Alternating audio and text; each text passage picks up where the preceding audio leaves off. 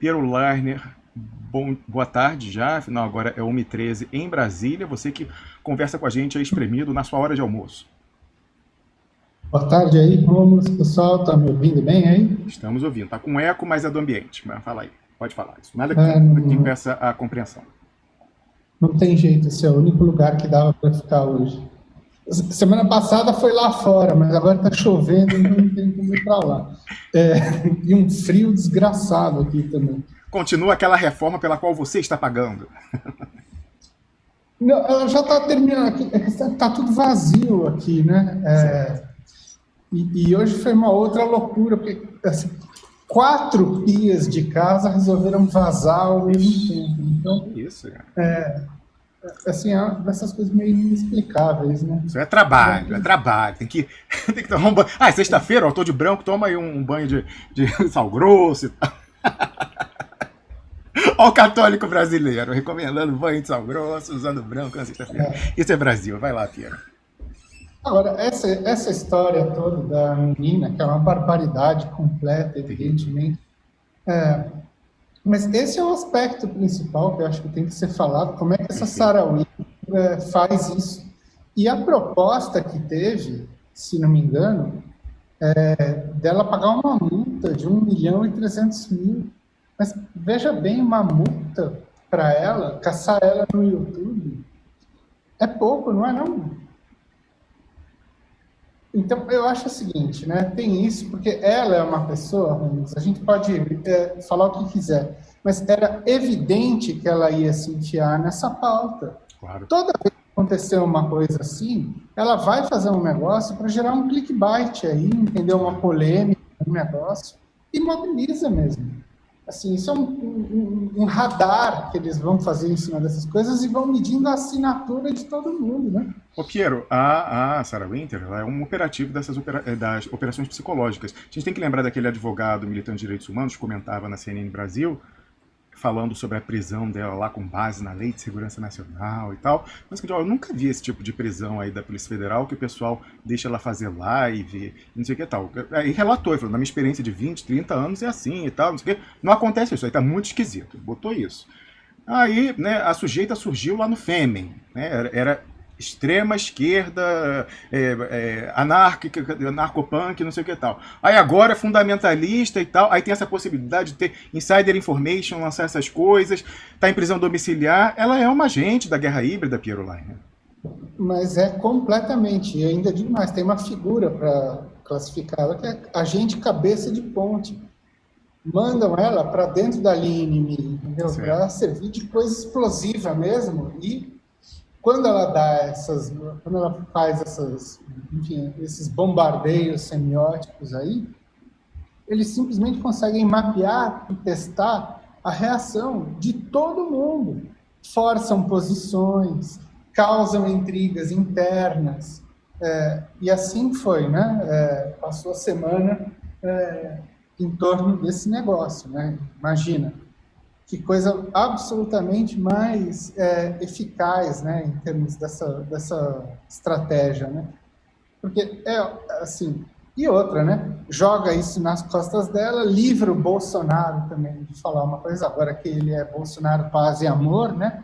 Recolheram ele parou de falar, né? De propósito, aí todo mundo começa a enlouquecer. Você percebeu isso também, dizendo que o cara já está reeleito, né? Como se a primeira pesquisa que retrata com mais ou menos alguma fidelidade o que foi o voto na eleição, as pessoas já entraram em modo de desespero absoluto, né? Como se ele já tivesse reeleito, como se a coisa fosse absolutamente assim. Eu leio, o Piero Lerner, tem um artigo magistral seu que foi publicado por insistência minha. Eu falei, esse texto seu tá bom demais, não vai ficar em conversa privada não, tem que publicar isso aí. Tá lá no duploexpresso.com, falando como os generais operam a popularidade, ora impopularidade do Bolsonaro.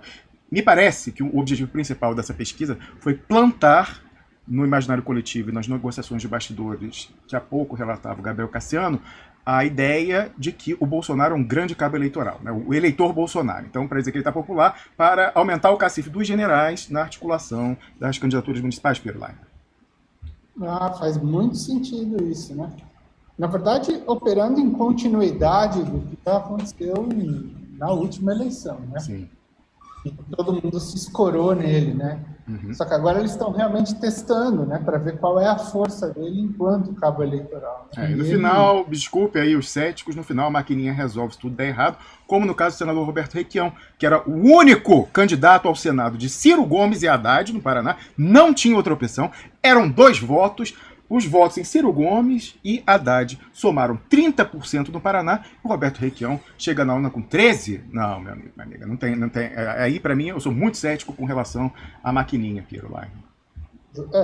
E detalhe, né? Você sabe que, enfim, um pedaço da minha família é de lá, do Paraná, e claro, como toda a família, eu vejo que tem gente que é ali, eleitor do Partido Novo, entendeu? Mas votou no Requião.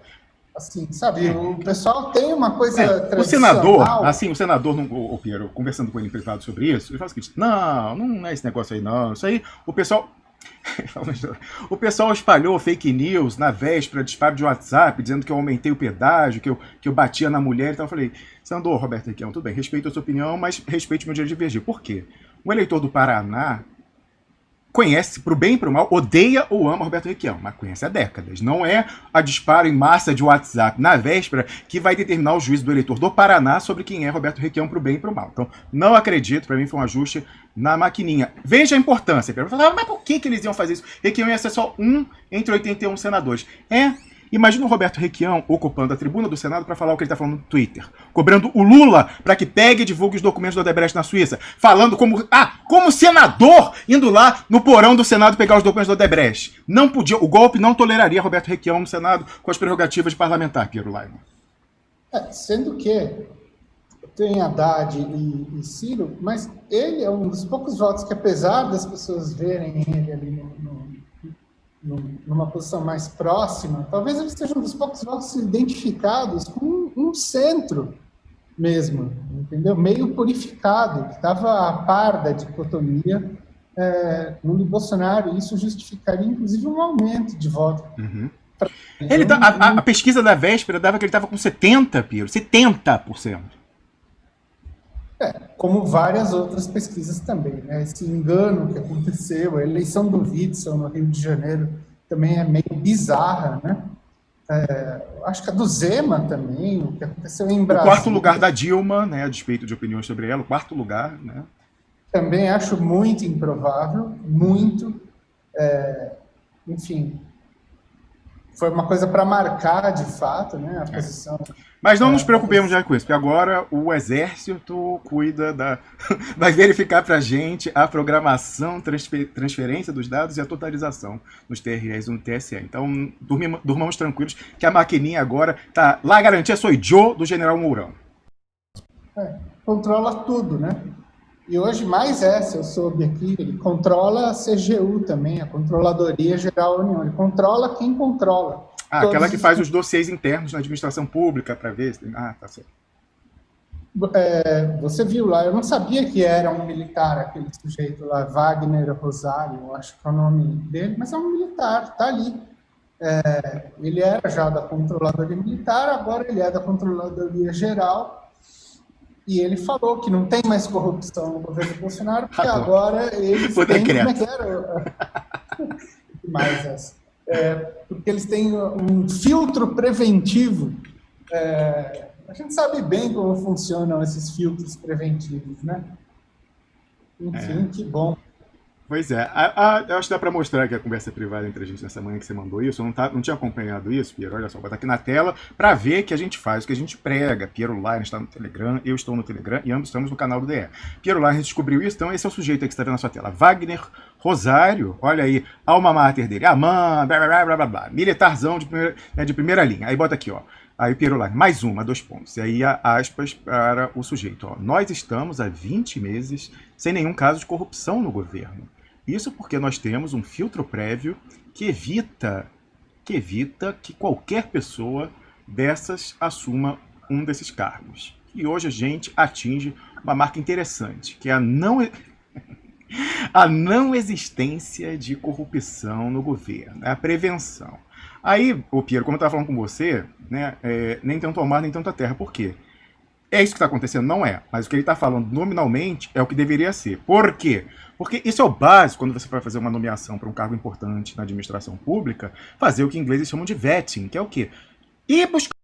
Você que está indicando, você vai levantar a ficha do sujeito para depois você indicar, aí sair na imprensa, a oposição e tal, quando você, olha aqui, é um assassino de criancinha e tal, não sei o quê. Não, você primeiro tem que olhar os podres e os méritos da pessoa e fazer a decisão política se aquela pessoa resiste ao escrutínio público, primeiro na audiência, no Senado e tal. Então, indicação para a Suprema Corte, indicação para agência, indicação para ministério e tal. E aí depois você decide se indica ou não. Aí olha que interessante para a gente ver. Gente, eu não sei o que é essa campainha, sinceramente. O pessoal fala campanha misteriosa, mas enfim. É por isso quando eu tô falando coisas que não convêm, vai ver o que é isso. Então, aí o que eu falei pra Piero lá? Eu falei, ó, o pior, Piero, é que nisso, no discurso, atenção, não na realidade que ele tenta fazer existir. No discurso ele tá certo. Sempre deveria haver esse processo de vetting antes de qualquer indicação relevante, como fazem os Estados Unidos. Inclusive, o Gabriel Cassiano, que é fã de House of Cards, várias vezes na série é retratado esse processo de vetting. Quando o Underwood vai fazer alguma nomeação, ele investiga os podres do sujeito primeiro para decidir se vale ou não a pena a exposição. Aí quem que fazia isso do nosso lado, que tinha esse germen de vetting? José Dirceu. Ô, Zé Dirceu, daqui a pouco eu vou falar de você, hein? Como é que é? Verba volante criptamanente. Enfim, daqui a pouco, quem tá no canal do Telegram já sabe o que é. Mas enfim, o José Dirceu, que entende de poder, né, concedamos isso sem sombra de dúvida, fazia isso. Ele levantava, ia ver na chefia da Casa Civil, o Lula falava, quero indicar companheiro fulano. Ele mandava lá não sei quem investigar, levantar a ficha. O José Dirceu fazia. Aí o que acontecia, Piero, lá? Ele encontrava o podre da pessoa e falava, então ele falava, presidente, esse aí você não pode indicar, não. Não. O Zé Dirceu gosta de guardar dossiê, como todo mundo deve gostar. Piero, esse é o jogo, né? Estamos falando aí da dossiêcracia. Esse é o jogo, então ele gostava de guardar o dossiê. Então, se ele tinha alguém que ia entrar numa posição de poder contra quem ele podia guardar um dossiê, pelo contrário, ele ia lutar mais ainda pela indicação. Então, o Dirceu, e por isso que eu acho que passou pela mão dele lá a lista VIP da CC5. Ele, enfim, depois eu trato disso mais. Mas enfim, ó, o Dirceu fazia isso. Por favor, Piero. Só te falar, antes da gente entrar nesse assunto aí, Dirceu e companhia, mas dá uma olhada, se der, põe na tela, no gráfico que eu te mandei, porque eu tenho uma grande amiga, que é a professora da FPR, a Cimeia Bevilacqua, uma pesquisadora incrível, de mão cheia. Ela pesquisou a Controladoria Geral da União, e há uns dias atrás, ela me mandou o gráfico que ela pegou no portal da Transparência, para você ver a quantidade de processos, inquéritos e demissões de servidores que a CGU produziu. Dá uma olhada no que acontece nesse ano. Vê os números. Pode falar. Peraí que eu estou olhando aqui porque... Você consegue Vou pegar. Eu só não posso botar a janela porque... tem um código da sala em que nós estamos, então eu tive que baixar e vou botar aqui na sequência, mas você vê que a minha área de trabalho é toda poluída, cheia de print. Caciques Juros no século XXI tem overdose de print, então fica difícil, entretanto... Ah, pronto, aqui agora. Vou botar na tela, pode falar, Piero. Ó, vê o que aconteceu no ano de 2020, quando esse militar, acho que assumiu a CGU, a quantidade de processos que foram abertos em relação ao gráfico histórico do que acontecia, de servidores que eram processados e inquéritos instaurados. Certo. Tá vendo? Sumiu. Cai de uma média de mais ou menos 6, 7 mil. Rapaz. Ó, aí de duas uma, Piero. Ó, de duas uma. Ou, de fato, esse militar colocado pelo general Heleno, general Mourão, na CGU, ele tá certo, realmente não tem mais corrupção como por mágica. Ou então, eles estão adotando a história do Dirceu, aquela história assim, não, é melhor ainda, bota a pessoa e guarda o dossiê, que a pessoa está na nossa mão, Piero Laine. Pode ser, mas ou então, assim, ou eles estão deixando tudo passar justamente para o dado bater com o que eles precisam. Também. Aquela história de que a faca tem sempre mais de um gume na guerra híbrida. Tá vendo como diminuiu, não sei o quê. Sendo que é o seguinte, a maior parte dos processos, Romulo, se não me engano, você precisa verificar com ela, mas não é, esses processos da CGU são feitos em cima de funcionários concursados. Certo. Então, veja bem, não é de cargo de confiança, você está entendendo? Então, o que acontece? De repente, sob o governo Bolsonaro, todos os concursados do Brasil resolveram ficar bonzinhos e acabou a corrupção? Não, para mostrar serviços tinha que estar dobrando, né? Quer dizer, mostrar assim, bom, a gente está pondo filtro em tudo quanto é coisa, e não é o que parece que está acontecendo ali. Tem alguma Olha, coisa eu estou pensando aqui numa expressão para popularizar, né? A gente fala de maquiagem de dados, fala, pedalada fiscal, pedalou. Então, será que essa é a pedalada propineira? Então, por que botou isso, Pedro, porque botou o quadrinho com o Bolsonaro em cada repartição pública, a pessoa fala, não posso mais, meu Deus do céu, agora não posso mais roubar. Estava roubando até aqui, mas agora acabou. agora acabou a farra, né? Tá bom, então. Então é isso que a gente vive, entendeu? Manipulação dos dados, dossiecracia. Agora, é que a gente realmente não sabe a forma pela qual esse filtro aí dele está operando. Olha, eu tenho uma experiência aqui, ainda bem que eu não voto esse ano, na eleição municipal brasileira no exterior não vota, porque se eu tivesse que votar, quer dizer, mas em 2018 não vai ter jeito. 2018 não, 2022, que a gente é obrigado, tem que ir, porque senão dá merda. Mas enfim, a última vez que eu fui votar foi quando? Foi 2018. Aí eu tive que ver o retrato do Michel Temer, aí assim, me deu uma dor no coração. Eu não imagino qual será a minha reação quando eu vir a foto de Jair Bolsonaro do consulado brasileiro em Zurique. Mas voltando à questão do vetting, então, o Zé Dirceu era dessa escola aí, aparentemente, do pessoal da inteligência do Exército, e fala, não, melhor do que barrar quem tem a capivara, quem tem o rabo preso, é operar o rabo preso da pessoa em nosso favor. Então aí sim é que tem que botar a pessoa lá.